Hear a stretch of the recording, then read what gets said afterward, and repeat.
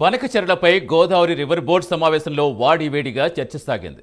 సముద్రంలో కలిస్తే వరద జలాలు మాత్రమే వాడుకుంటామని ఏపీ తెలిపింది. బోర్డుకు సమాచారం ఉన్నా బనకచెర్ల సమాచారం రహస్యంగా ఉంచారని తెలంగాణ ఆరోపించింది. బనకచెర్లపై డీపీఆర్ సిద్ధం కాలేదని ఏపీ ఈఎన్సీ చెప్పారు. ప్రాజెక్టుపై తెలంగాణ ఆరోపణలు అవాస్తవమన్నారు.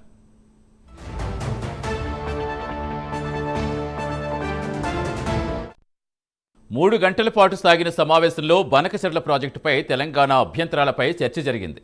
జీఆర్ఎంబీ తీరుపై తెలంగాణ అసహనం వ్యక్తం చేసింది. మెంబర్ సెక్రటరీకి సమాచారం ఇవ్వలేదని ఆగ్రహం వ్యక్తం చేసింది. సరైన ఇన్పుట్ ఇవ్వకపోతే ఆందోళనకు సిద్ధమని తెలంగాణ హెచ్చరించింది. ఎలాంటి అనుమతులు లేకుండా బనకచెర్ల ప్రాజెక్టు చేపడుతున్నారని ఆరోపించింది. బనకచెర్లపై ఆధారాలు ఇవ్వాలని బోర్డు కోరింది. అన్ని డీపీఆర్లు బోర్డుకు తెలంగాణ సమర్పించింది.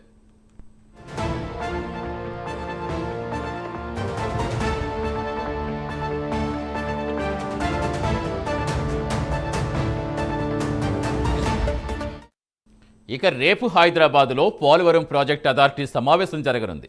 ఈ సమావేశానికి ఇరు రాష్ట్రాల ఈఎన్సీలు, సిడబ్ల్యూసీ సభ్యులు హాజరు కానున్నారు. పూర్తి సమాచారం ఇచ్చేందుకు మా కరెస్పాండెంట్ అజీం జనతరు. అజీం, ఈ రోజు సమావేశం చాలా హాట్గా సాగినట్టే కనిపిస్తోంది. ఇరు రాష్ట్ర ఈఎన్సీలు ఇంకా ఎలాంటి అంశాలు లేవనెత్తారు? ఇక రేపు జరగబోయే సమావేశం ఎలా ఉండబోతుంది అనుకోవచ్చు?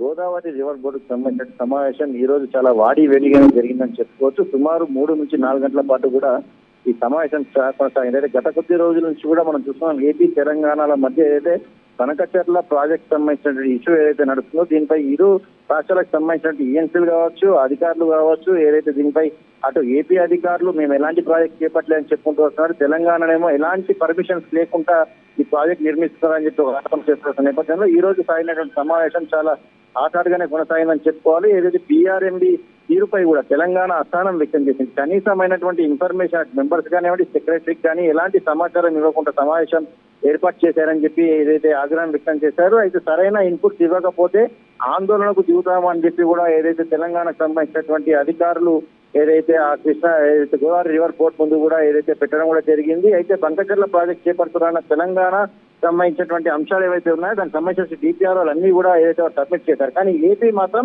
బనకచెర్ల ప్రాజెక్ట్ సంబంధించి ఇంకా డిపిఆర్లే సిద్ధం కాలేదు, అసలు ప్రాజెక్ట్ సంబంధించి ఎలాంటి ముందుకు అడిగి వేయలేదని చెప్పి అటు ఏపీకి సంబంధించిన అధికారులు చెప్పుకుంటూ వచ్చిన నేపథ్యంలో అటు బోర్డుకు సంబంధించిన వారు మాత్రం ఖచ్చితంగా ఆధారాలు ఉంటే అన్ని సబ్మిట్ చేయాలని చెప్పి కూడా చెప్పుకొచ్చారు. సో ఈ నేపథ్యంలో డిపిఆర్లను బోర్డుకు కూడా తెలంగాణ అధికారులు సమర్పించారు. ఇక దీంతో పాటు పెద్దవాగు ప్రాజెక్టు ఆధునీకరణ పనులపై కూడా చర్చ జరిగినట్టు కూడా మనకు తెలుస్తుంది. దీంట్లో సుమారు రూపాయలు 15 కోట్లకు మరమ్మతులకు సంబంధించిన విషయంపై ఏదైతే చర్చ జరిగినట్టు మనకు తెలుస్తుంది. ఇక దీంతో పాటు రేపు అంటే ఈ రోజు ఏదైతే కనీస ఇన్ఫర్మేషన్ ఇవ్వకుండా మెంబర్స్ కానీ సెక్రటరీ కానీ ఏదైతే సమావేశం ఏర్పాటు చేశారని తెలంగాణకు సంబంధించిన అధికారులు అసహనం వ్యక్తం చేసిన నేపథ్యంలో రేపు మరొకసారి కూడా ఏదైతే జీఆర్ఎంబీ బోర్డు సమావేశం కానున్నట్టు కూడా మనకు తెలుస్తుంది. ఈ నేపథ్యంలో బనకచెర్ల ప్రాజెక్ట్ తో పాటు పోలవరానికి సంబంధించిన అంశాలపై కూడా ఏదైతే డిస్కస్ జరిగే అవకాశం ఉన్నట్టు కూడా మనకు తెలుస్తుంది. ఇది బనకచెర్ల ఇష్యూకి సంబంధించి ప్రతిపక్షాలు కావచ్చు ఇప్పటికీ తీవ్రమైన విమర్శలు అధికార పార్టీపై చేస్తున్న నేపథ్యంలో అధికార పార్టీ బనకచెర్ల ప్రాజెక్ట్ సంబంధించినటువంటి అంశాలపై తీవ్రమైనటువంటి లోతుగా అధ్యయనం చేస్తుంది. లోతుగా అధ్యయనం చేయడంతో పాటు ఐటీ ప్రభుత్వం చేపడుతున్న పనులకు సంబంధించిన అంశాలు కావచ్చు, డీపీఆర్లు కావచ్చు అన్ని కూడా తెలంగాణ ప్రభుత్వమే కలెక్ట్ చేసి కోర్టు ముందు ఉంచాలని చెప్పి